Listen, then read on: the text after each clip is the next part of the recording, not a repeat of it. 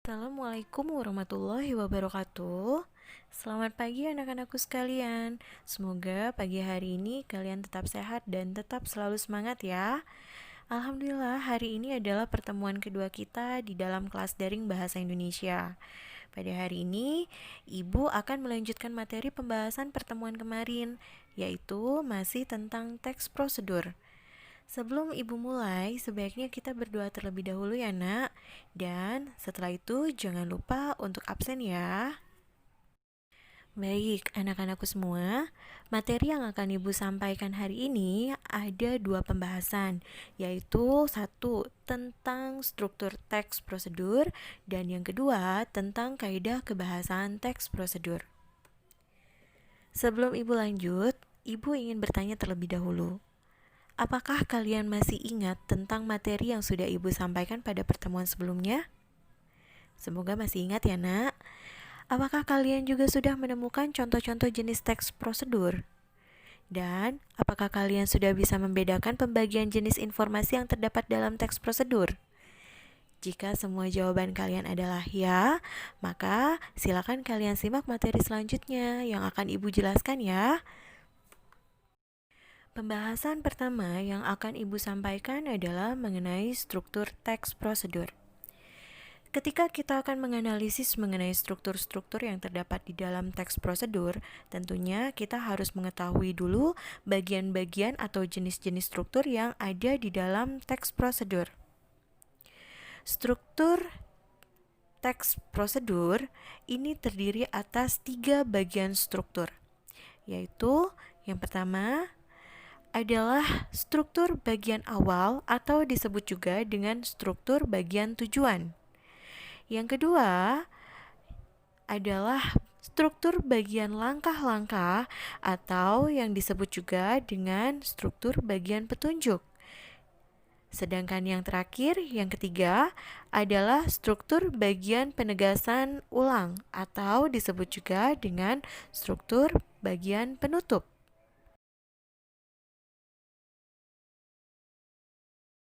Sekarang, mari kita bahas satu persatu mengenai struktur-struktur bagian yang terdapat di dalam teks prosedur. Yang pertama itu adalah struktur awal atau struktur bagian tujuan. Nah, untuk struktur awal atau struktur bagian tujuan, ini biasanya teksnya akan diawali dengan pendahuluan yang dipaparkan secara singkat. Lalu, di dalam teksnya juga akan memuat mengenai pemaparan tujuan, serta di dalamnya juga akan ada penjelasan singkat untuk menuju langkah-langkah kerja yang hendak ditempuh. Maksudnya, ini sebelum kita masuk ke dalam poin-poin proses langkah-langkah, kita akan mendefinisikan dulu, memaparkan dulu tujuan untuk pembuatan proses langkah-langkah yang akan dilaksanakan atau yang akan dipaparkan. Nah, biasanya struktur awal atau struktur bagian tujuan ini terdapat pada awal paragraf atau paragraf pertama. Itu adalah paparan singkat mengenai struktur awal atau struktur bagian tujuan. Selanjutnya, struktur langkah atau struktur bagian petunjuk. Dalam bagian ini memuat tentang pemaparan langkah-langkah atau proses-proses tahapan yang harus ditempuh untuk mencapai suatu tujuan. Dan langkah-langkah yang dituliskan ini haruslah disajikan secara berurut.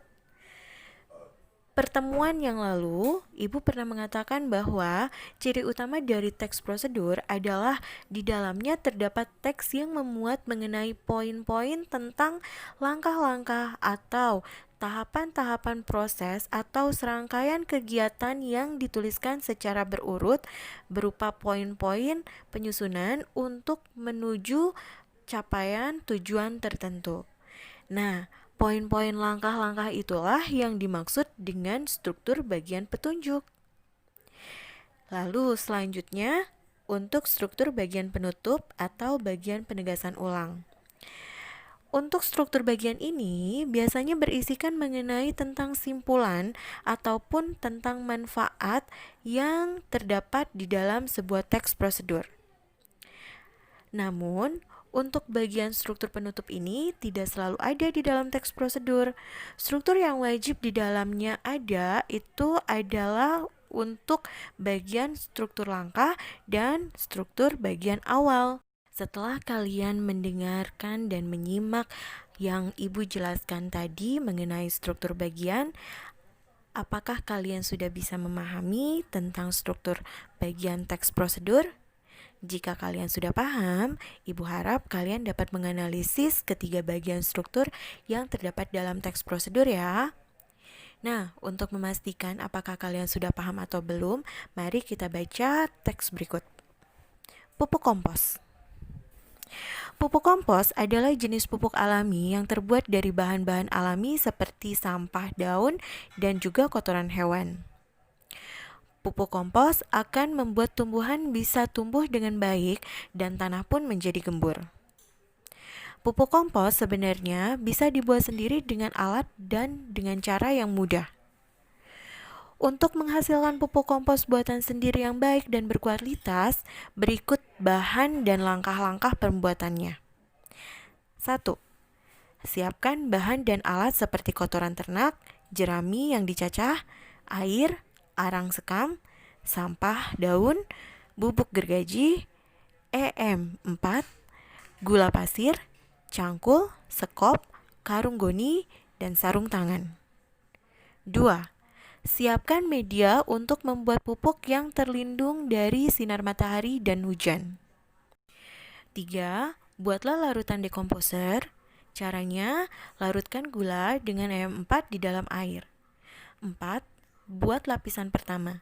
Aduk rata campuran arang sekam dengan kotoran ternak, kemudian ditambahkan dekomposer dan diaduk sampai rata.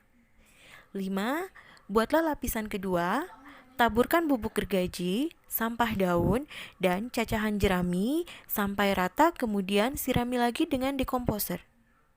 6. Tutup rapat bahan tersebut dengan menggunakan karung goni. 7. Lakukan pengadukan bahan sampai merata di hari kedua. 8. Lakukan pemeriksaan setiap pagi dan sore.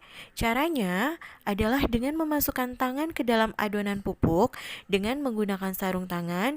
Jika terasa panas dan tangan tidak bisa menahan rasa panasnya, maka adonan pupuk belum siap untuk digunakan. 9. Periksa adonan pupuk di hari keempat. Umumnya sudah siap pakai di hari keempat. Bila tangan sudah bisa merasakan rasa panasnya, maka pupuk sudah siap pakai. Mudah bukan? Dengan membuat pupuk kompos sendiri, kita dapat yakin dan memastikan bahwa kualitas yang kita inginkan adalah kualitas yang terbaik dan sesuai dengan yang kita mau. Selamat mencoba. Sekarang pertanyaannya adalah 1. Teks prosedur dibedakan menjadi 3 jenis. Masuk ke dalam jenis teks prosedur apakah wacana teks tersebut? 2. Apakah di dalam teks tersebut ada struktur bagian tujuan? Jika ada, paragraf yang bagian mana? Dan mengapa paragraf tersebut menjadi struktur tujuan?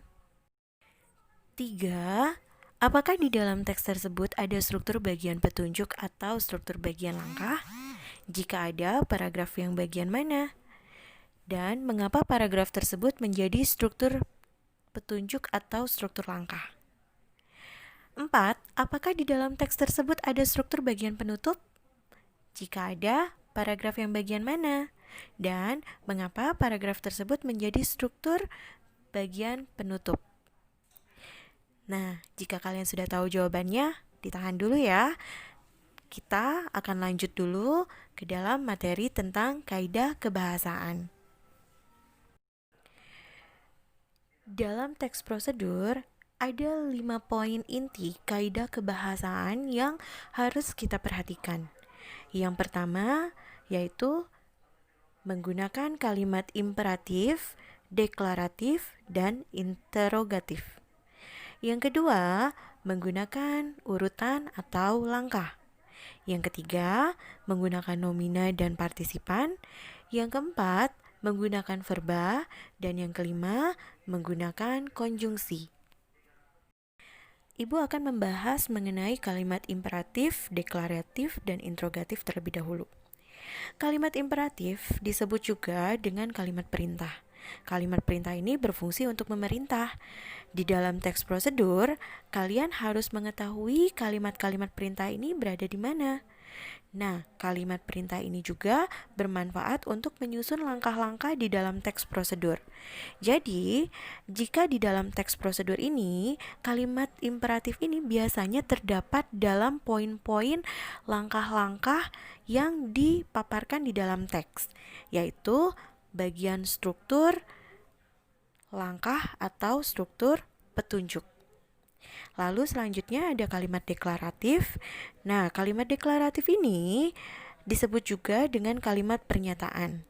Kalimat pernyataan ini atau kalimat deklaratif ini dia berfungsi untuk menyatakan informasi atau berita. Di dalam teks prosedur, kalian juga harus mengetahui kalimat-kalimat deklaratif. Kalimat deklaratif ini bermanfaat untuk menyusun teks prosedur pada bagian pengantar atau bagian awal. Bagian pengantar sangat penting sekali loh, karena ini adalah yang untuk membuka isi teks sebelum kalian masuk ke tahap langkah-langkah. Mencantumkan tujuan serta menjelaskan bagian informasi yang berkaitan dengan langkah-langkah. Itu biasanya akan menggunakan kalimat deklaratif.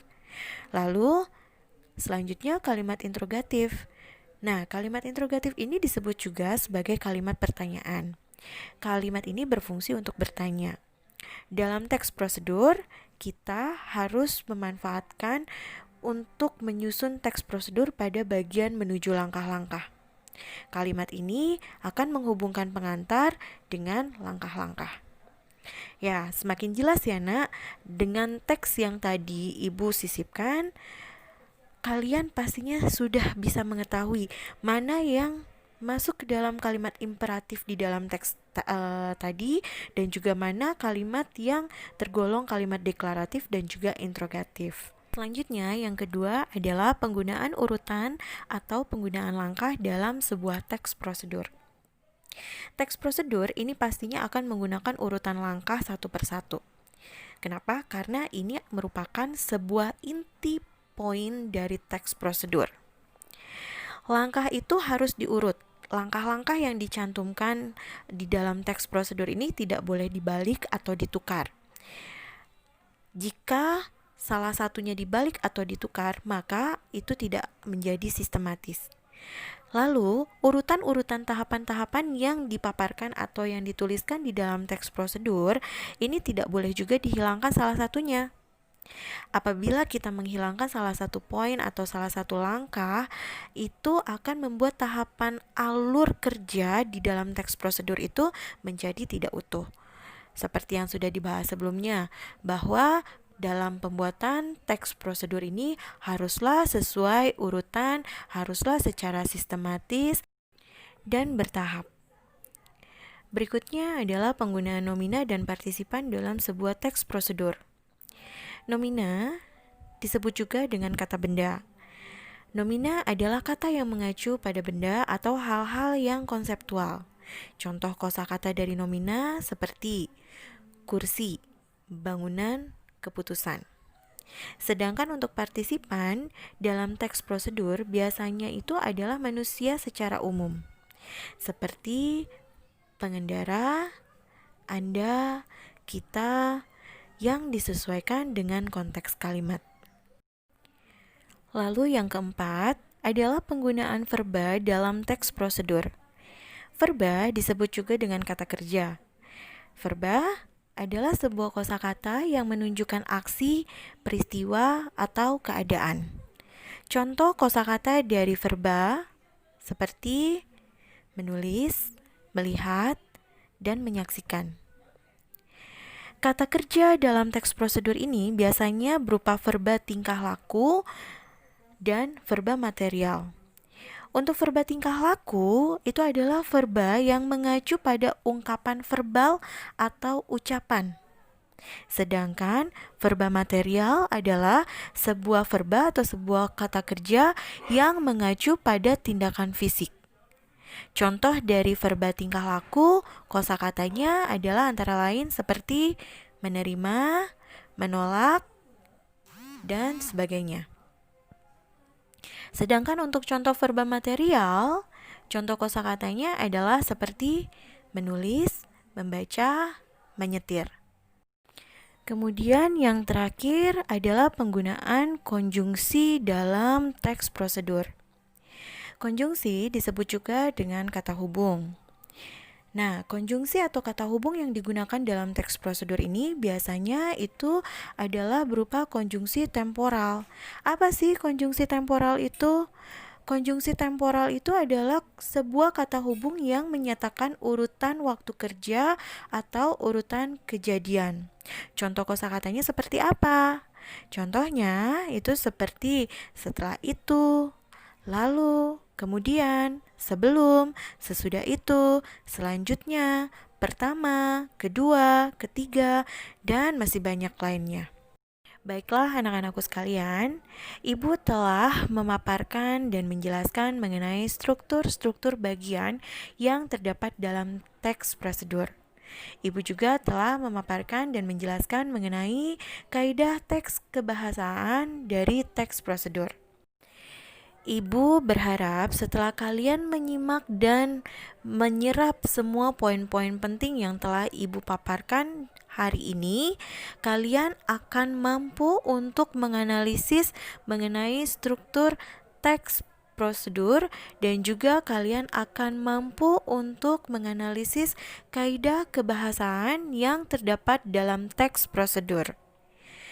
Nah, untuk memastikan kalian apakah sudah paham betul dengan apa yang Ibu sampaikan pada materi sebelumnya dan pada materi hari ini, maka Ibu akan memberikan tugas kepada kalian.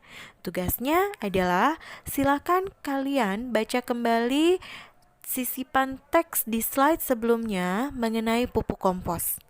Lalu, jawablah pertanyaan Ibu yang telah Ibu berikan sebelumnya dan kemudian Ibu minta kalian untuk menganalisis kaidah teks prosedur. Yang mana bagian kalimat imperatif, deklaratif, dan interrogatif di dalam teks tersebut. Lalu, apakah ada urutan dan langkah di dalam teks tersebut? Dan temukanlah kosakata yang termasuk ke dalam kategori nomina dan partisipan di dalam teks tersebut. Dan silakan kalian temukan dan kalian carilah verba tingkah laku dan verba material yang terdapat dalam teks tersebut. Dan yang terakhir, silakan kalian temukan atau kalian cari konjungsi yang terdapat dalam teks tersebut. Tentunya konjungsi yang kalian cari adalah jenis konjungsi temporal ya. Selamat menganalisis dan selamat belajar. Ibu akhiri sampai di sini. Wassalamualaikum warahmatullahi wabarakatuh.